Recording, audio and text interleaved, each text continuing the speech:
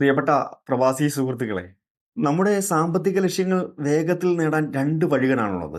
ഒന്ന് നമ്മുടെ ചിലവുകൾ കുറയ്ക്കുക.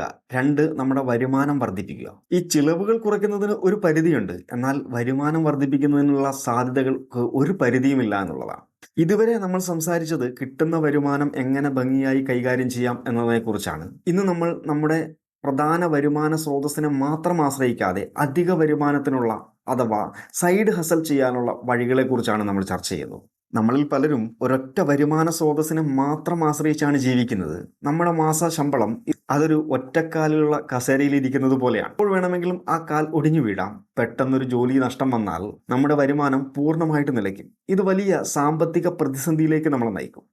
ഒന്നിൽ കൂടുതൽ വരുമാന സ്രോതസ്സുകൾ ഉണ്ട് എന്നുണ്ടെങ്കിൽ അതൊരു സംരക്ഷണ കവചം പോലെയാണ്.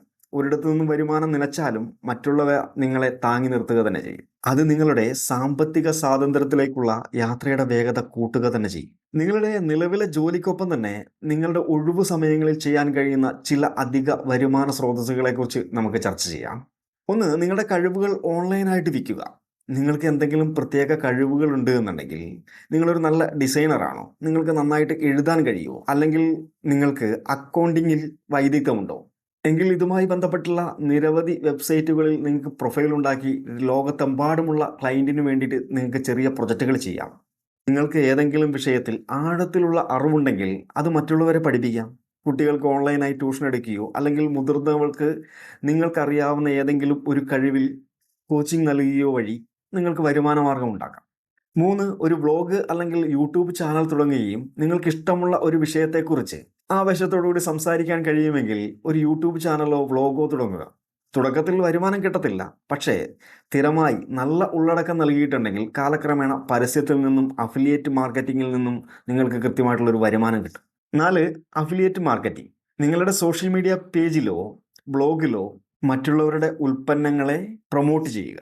നിങ്ങളുടെ ഈ ലിങ്ക് വഴി ആരെങ്കിലും ഉൽപ്പന്നം വാങ്ങിയാൽ നിങ്ങൾക്ക് ചെറിയൊരു കമ്മീഷൻ ലഭിക്കും. 5, നിങ്ങളുടെ ഹോബിയെ ഒരു വരുമാന മാർഗമാക്കി മാറ്റുക. നിങ്ങൾക്ക് ഫോട്ടോഗ്രാഫി ഇഷ്ടമാണെങ്കിൽ നിങ്ങളുടെ ഫോട്ടോകൾ ഓൺലൈനായിട്ട് വിൽക്കാൻ സാധിക്കും. നിങ്ങൾക്ക് നന്നായിട്ട് കരകൗശല വസ്തുക്കൾ ഉണ്ടാക്കാമെങ്കിൽ അത് പല പ്ലാറ്റ്ഫോമുകൾ വഴി നിങ്ങൾക്ക് വിൽക്കാം.